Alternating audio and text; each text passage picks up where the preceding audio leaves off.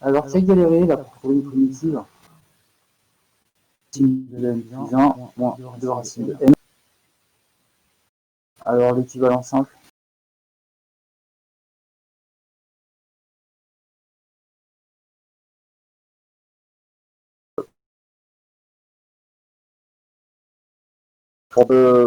Et du coup, moi que je tolère complètement, qui sera utilisé en deuxième année également, qu'on peut retrouver en concours. Et dans les programmes, ils disent, voilà.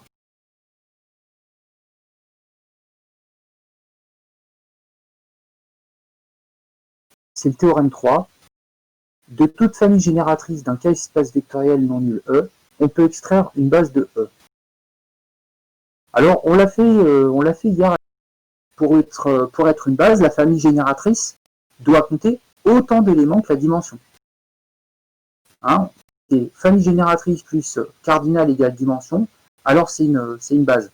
Donc là, c'est aussi un autre argument qui dit le nombre de vecteurs qu'il est nécessaire de retirer afin d'obtenir une base. Là, j'en ai 4, il m'en faut 3, donc j'en retire un. Voilà, donc ça c'est celui qui est écrit à droite. C'est l'image que j'ai copiée à droite. Théorème 4. Soit E un espace vectoriel de dimension finie. Toute famille libre de E peut être complétée en une base de E. Et bien là, ça veut dire quoi? Ça veut dire que bon, vous savez qu'une famille libre comptait moins d'éléments. Enfin, une famille libre qui n'est pas une base compte moins d'éléments que la valeur de la dimension. Donc si je prends par exemple le cas de la dimension 3,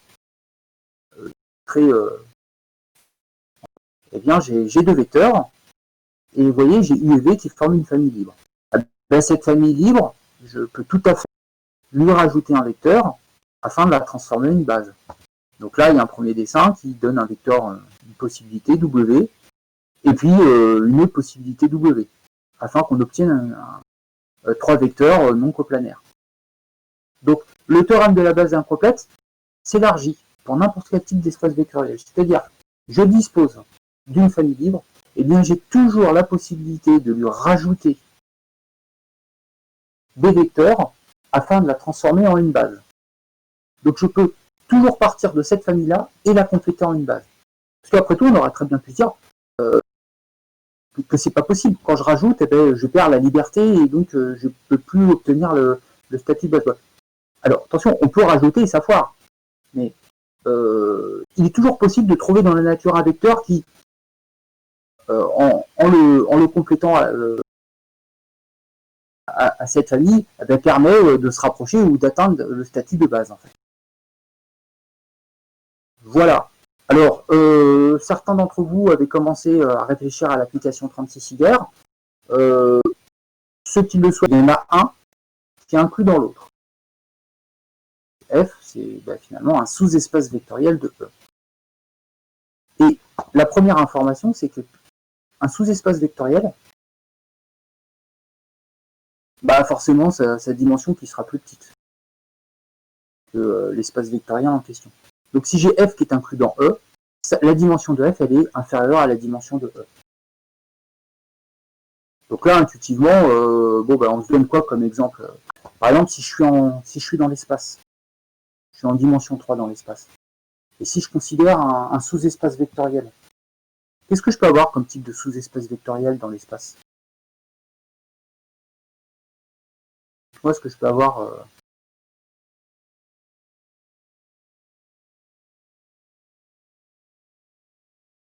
non, c'est pas bon, Kevin. Alors, R2 n'est pas un sous-espace vectoriel de R3. R2, c'est un ensemble de couples. R3, c'est un ensemble de triplets. Et si, par le calcul, il s'avère que sa dimension est égale à la dimension de l'espace vectoriel E. Ils ont la même dimension. Eh bien, ce que nous dit la proposition 16, c'est que forcément, eh bien, ce sous-ensemble de E, ça sera E tout entier. C'est-à-dire qu'il n'est pas possible d'avoir un sous-ensemble strict, strictement plus petit, et qui a la même dimension que l'espace tout entier. Si la dimension elle coïncide, eh ben, c'est que les ensembles ils sont les mêmes. Et donc vous voyez, on dispose d'un deuxième moyen de prouver l'égalité de deux ensembles. Jusqu'à maintenant, l'outil dont on avait à notre disposition, c'était le principe de double inclusion. Pour montrer que E égale F, eh bien, on montrait que E était inclus dans F, puis que F était inclus dans E. Et bien là, cette fois-ci, ce qu'on va pouvoir faire, c'est uniquement montrer que E est inclus dans F, et ensuite, on va calculer la dimension de E pour montrer qu'elle coïncide avec celle de F. Les différentes étapes, s'il te plaît, Nathan. Et j'ai conscience que ce que je te demande, c'est pas facile.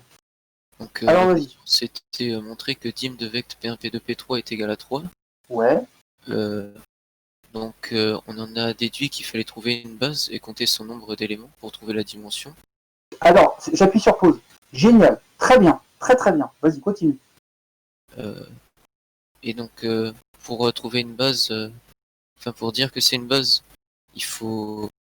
Attends, stop. Donc, il faut trouver une base, hein, ce que tu as dit. Hein. Oui, bon, alors tu essaies qui c'est-à-dire, j'essaie qui? Ah, d'accord, P1, P2, P3. Voilà, donc tu essayes comme base P1, P2, P3. Tu te poses la question, est-ce que P1, P2, P3 pourrait pas être un candidat potentiel?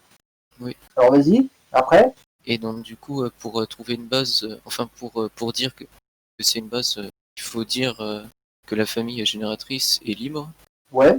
Et donc, du coup, que vecte P1, P2, P3, c'est...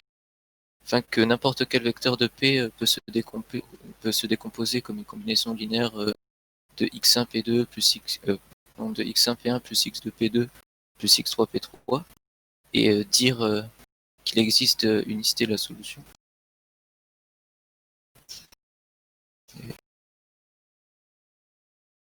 Oui, c'est ça. Ok. Alors, c'est exactement comme ça qu'il faut faire. Alors, il y a Kylian qui pose une question vraiment intéressante.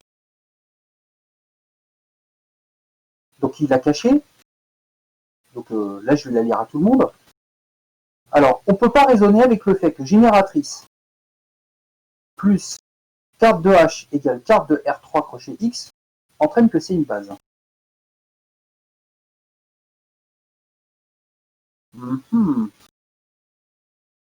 Alors déjà, le cardinal de R3 crochet X, c'est 4. Et pas 3. Donc la réponse, c'est non, c'est mort. Mais bien tenté. Ok. C'est vrai, on se laisse savoir par le 3. Bon. Bon, alors, maintenant, à tous, ce que je vais vous demander, c'est de reprendre toutes ces explications qui ont été énoncées oralement par Nathan. Et là, si lambda 3 il vaut 0 au-dessus, bah, j'en déduis que lambda 2 il vaut 0. Et là, que lambda 1 il vaut 0.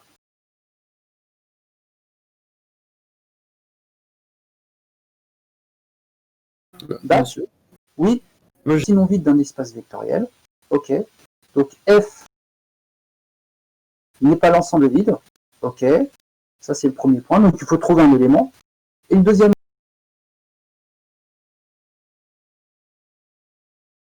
lambda P plus mu Q appartient bien à F.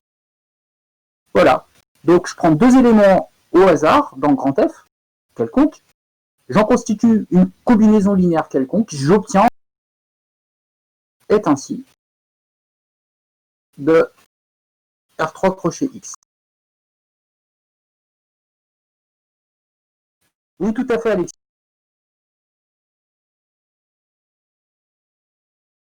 C'est ça. Alors, pourquoi F n'est pas R3 crochet X? Pour montrer que F est différent de R3 crochet X, il suffit de trouver P qui n'appartient pas à F. Prenons par exemple un polynôme qui ne vaut pas 0 lorsqu'on remplace x par 1. P égale X. On a P de 1 qui égale 1 qui est différent de 0. Donc P n'appartient pas à F.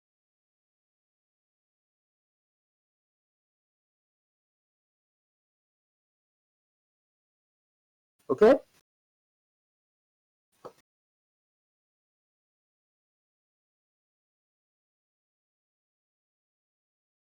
Alors, passons à la dernière question.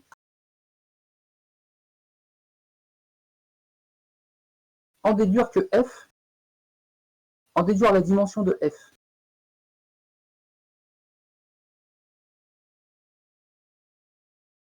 Et alors, F est forcément égal à R3 crochet X. Ce qui n'est pas vrai.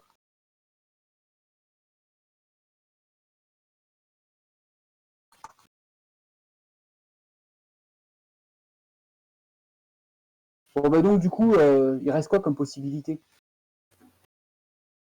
Il reste que dim de F. Il reste que dim de F égale 3. Alors je rappelle, dim de F supérieur ou égal à 3 et dim de F inférieur ou égal à 4. Donc ça, de ces deux informations, il découle que dim de F égale 3 ou 4. Hein, parce que dim de F, c'est un entier, il ne peut pas valoir 3,5. Or là, et là, à droite, on a expliqué qu'il n'était pas possible que ça vaille 4. Bon, conclusion, dim de F égale 3 ou 4. Je barre le ou 4. Dim de F égale 3. C'est bon pour tout le monde?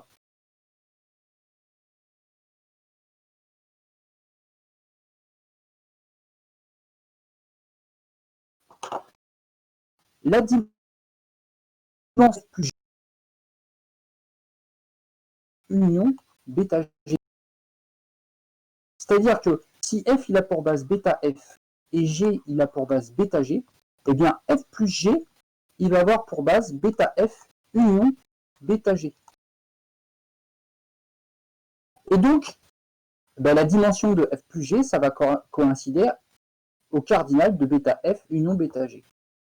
Et ça, puisque bêta F et bêta G, ils n'ont pas de point commun, pas de vecteur en commun, ça va être le cardinal de bêta F plus le cardinal de bêta G. Bref, la dimension de F plus la dimension de G.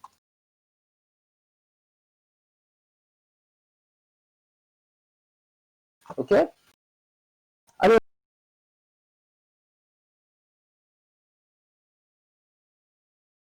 sachant qu'en fait, parce que c'est l'heure, et puis parce qu'il faut que je libère la ligne pour ma femme qui attaque son cours.